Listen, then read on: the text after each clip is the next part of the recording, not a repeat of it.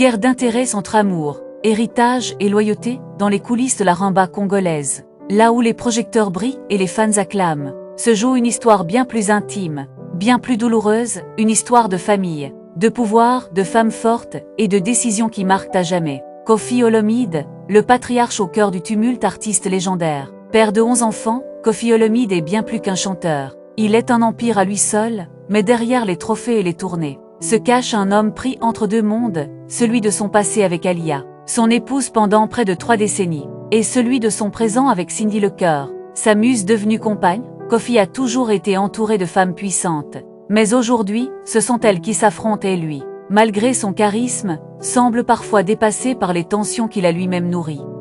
Alia, la femme de l'ombre qui a dit stop pendant 28 ans. Alia a été la figure discrète mais centrale de la vie de Koffi. Mère de plusieurs de ses enfants, elle a supporté les absences, les rumeurs, les humiliations, jusqu'au jour où elle a décidé de partir. Sa fille Didi Stone, témoin des douleurs silencieuses de sa mère, prend alors la parole. Elle accuse son père de ne pas avoir respecté Alia. Et surtout, elle refuse catégoriquement la présence de Cindy dans leur vie.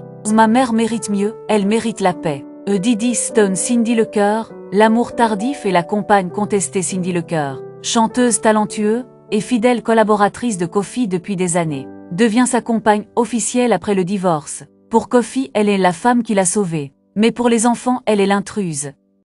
Sans enfant biologique, Cindy se retrouve soudain belle-mère de 11 enfants, dont certains la rejettent ouvertement. Elle ne répond pas aux attaques. Elle chante, mais son silence est interprété comme du mépris par Didi. Tu n'as pas élevé ces enfants. Tu n'as pas souffert avec nous. Didi à Cindy. Minou Olomide, la médiatrice entre deux mondes au milieu de cette guerre. Minou Olomide, fille de Koffi, tente de jouer les médiatrices. Elle comprend la douleur de sa sœur Didi, mais elle voit aussi la solitude de son père. Elle appelle à l'unité, à la paix, à la reconstruction. Nous sommes une famille. Même brisés, nous devons rester dignes. Minou.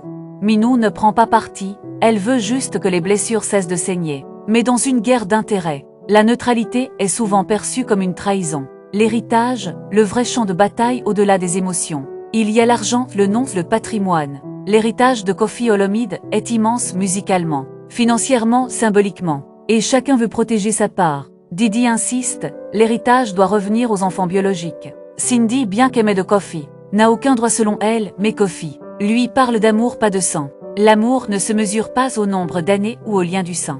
Koffi épilogue, une famille sous les feux des projecteurs. Cette guerre d'intérêts n'est pas seulement familiale. Elle est publique, elle se joue sur Instagram, dans les interviews, dans les chansons. Et chaque protagoniste devient un personnage dans une série que personne n'a écrite, mais que tout le monde regarde. Cindy, la compagne sans enfant, affronte les regards. Alia, la femme blessée, retrouve sa voix. Didi, la fille rebelle, défend l'honneur de sa mère. Minou, la pacificatrice, tente de recoller les morceaux. Et Koffi, au centre de tout, continue de chanter, comme si la musique pouvait guérir ce que les mots en brisaient.